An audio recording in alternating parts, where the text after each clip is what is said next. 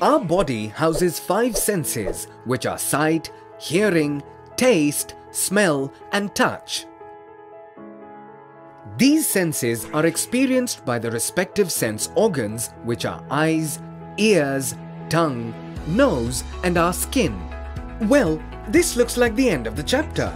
But no, it's just the beginning. Modern science calls these senses as primary senses, which perceive from their respective fields and send signals to our brain.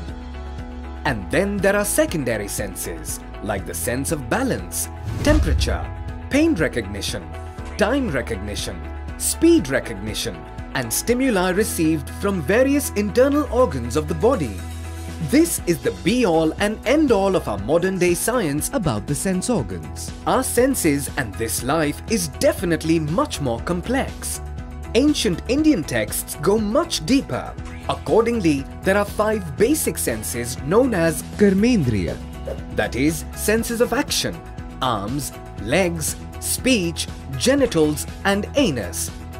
These are meant to perform basic body functions and make things accessible for us up to a limited distance. The next level are called Jnanendriya, that is, senses of perception, eyes, ears, nose, tongue, and the skin. These senses helps us to take a quantum leap in terms of cognition, and with their help, we can see the stars, smell to distinguish objects, feel the sensations, and so on. The third level of senses is Tanmatra, that is, the senses of essence. These are the subtle sensory perceptions which connect Jnanendriya to 5 basic elements of this universe, which are water, air, fire, earth, and space. On top of these senses, there is mind, which rules them, or let us call it the sense of control which reports to our being.